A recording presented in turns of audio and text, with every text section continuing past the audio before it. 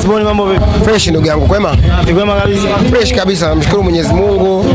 Tumemaliza parade la ubingwa salama. Tunasubiri dakika za usajili.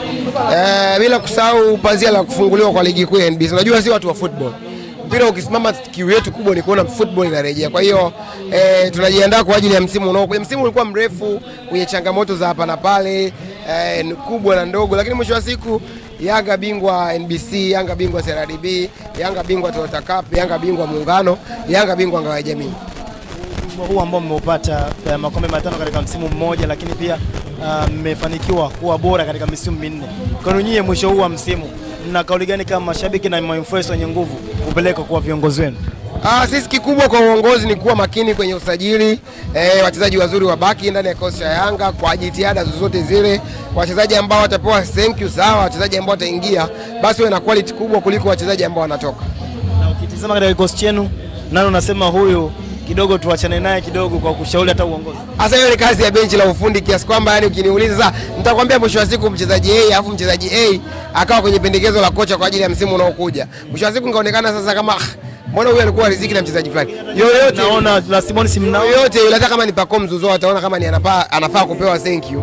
Sawa, lakini sio kuniuliza ni nani na nani. Wako ambao wataondoka kwa sababu wajiendana na kasi ya Yanga, wako ambao watabaki kwa sababu wanaendana na kasi ya Yanga. Atayeondoka tunamshukuru kwa mchango wake kwa msimu huu kuweza kuchukua makombe matano. Watayekuja tunawakaribisha kwenye klabu ya makombe na kuendelea kushinda makombe na klabu ya Yanga.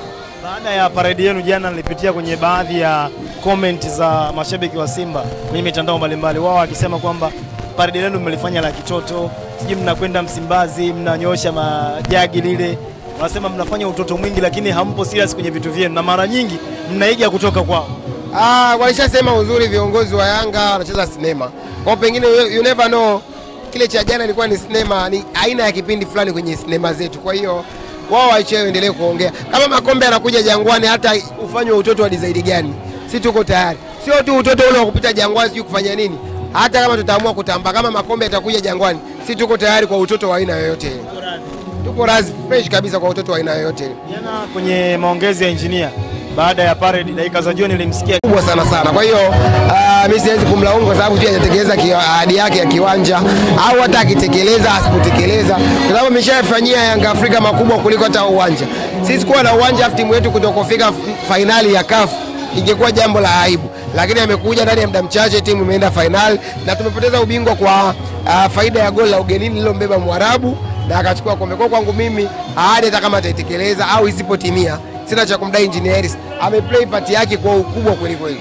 Lakini ukitizama swala la uwanja ni jambo ambalo linawatafuna watu wengi, nikiwa na wasikiza kwenye mazungumzo yao. Na watu wengi wa soka wanasema Yanga ni timu kubwa. Na ili timu kubwa iweze kujipambanua pia kwa upana huo, lazima itafute sehemu yake ya milki.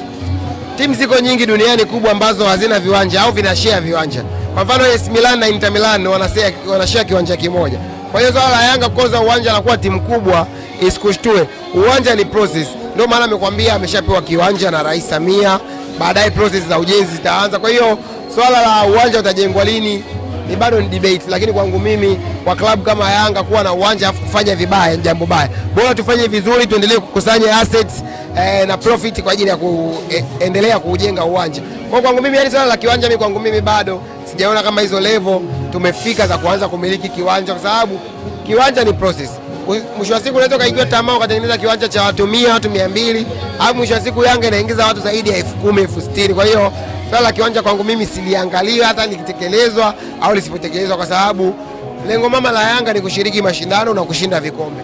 Kama tutakuwa tunashinda vikombe, haijalishi kwenye kiwanja gani, kiwe cha kwetu, kiwe cha majirani, kiwe cha watu, kama lengo mama la kushinda uwanja, kushinda makombe ni fresh. Kama kiwanja kitakuwepo na hatushindi makombe, kelele zitakuwa kubwa kuliko tunavyoshinda makombe kuliko kiwanja kilivyokosekana. Na wengi wakibeza eneo lenu lile kwamba halifai ama sio salama zaidi kwenye swala la ujenzi wa uwanja, kwa maana ni dogo lakini pia ni sehemu ambayo inakaa sana maji.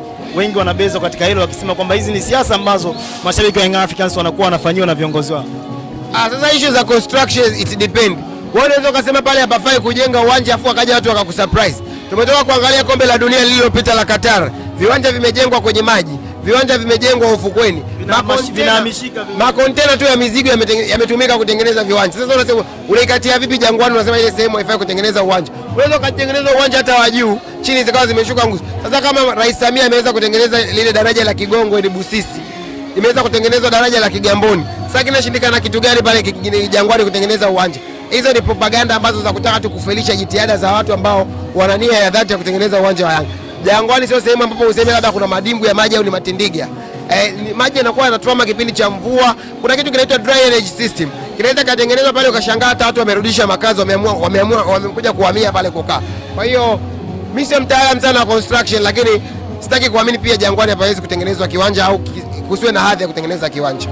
Tukirejea pia kwa watani zenu, wewe ukiwa kama shabiki wa Young Africans, Simba wamekosa makombe katika msimu huu wote, na sasa hivi umeona lawama zimezidi kuwa nyingi. Jinsi wao ambao wanashinikiza kwa upande wa viongozi wao, hususan wa kutaja Mangungu, unadhani kweli wanastahili kutupa lawama huko ama kuna sehemu nyingine wanafeli zaidi Simba ukiwatazama kwa mbali?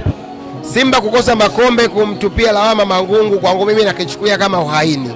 Unasema vipi Mangungu anakuwa responsible kwa sababu nyinyi mmekosa makombe, wakati mnafanikiwa Mangungu huyo apati pongezi wanapata watu wengine. Kwa hiyo kwangu mimi niko upande wa mwenyekiti Mangungu. Unajua Mangungu kwenye maisha unaambiwa hata ukiwa na hela hakikisha wenzio hawakuzidi hela. Kwa kwangu mimi Mangungu sidhani kama anastahili lawama, kwa sababu hata mafanikio yanapokuja hapongezi. Kwa nini kwenye lawama tu na kwenye kukosa makombe ndio vilio vinakuwa vya Mangungu? Mangungu kwangu mimi nadhani yuko safe side, na uzuri hamna wa kumwajabisha Mangungu kwa sababu amechaguliwa kikatiba, hajawekwa na mtu pale kama wengine walivyowekwa matajiri.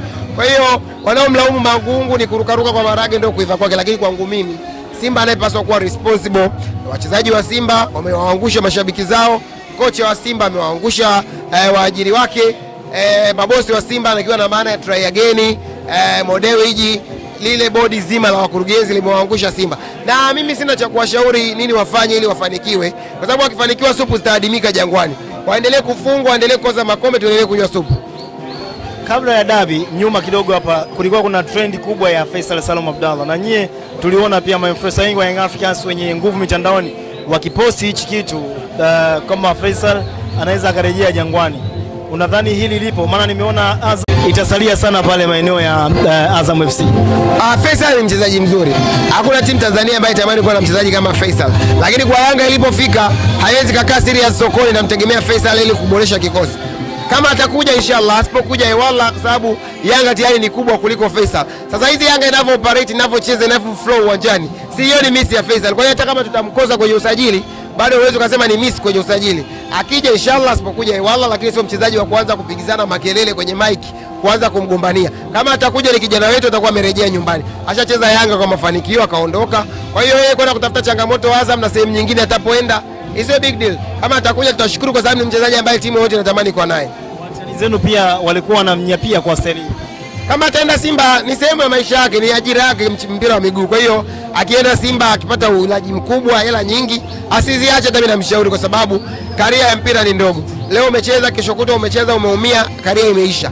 Leo umecheza, miaka inaenda, miaka 28 30 umestaafu. Kwa kama atapata dongo nono kuliko la kwetu, namshauri aende Simba kwa sababu yeye ni mcheza mpira, sehemu yote anacheza. Yanga ashafanya makubwa kwenye kati zake akaondoka. Azam amefanya aliyoyafanya, akienda Simba akiyafanya ni sawa, lakini kama hatakuja inshallah, asipokuja ewala. Tuliona pia wakati msimu unaendelea ikisemekana Jonathan Soa, kutokana na kauli zake ambazo alizingua kwenye moja ya interview alikuwa anafanywa, akasema kwamba Jonathan ni kama baba yake kwa malezi ambayo amempatia mpaka anafika Tanzania.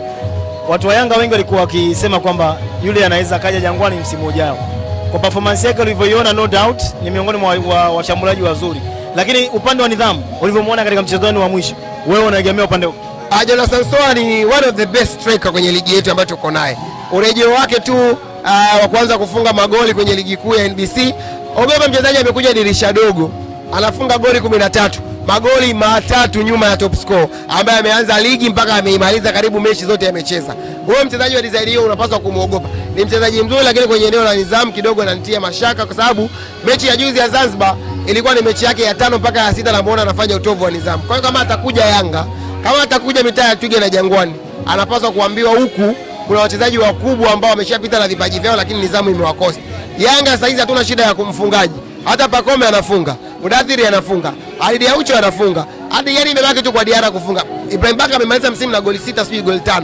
Dickson Jebo anafika mpaka maeneo ya hatari. Mamnyeto amemaliza msimu na assist karibu 3. Kwa hiyo anapaswa kuambiwa unapoenda nidhamu ni kubwa kuliko hata kipaji ambacho utakuwa umejaliwa na Mwenyezi Mungu.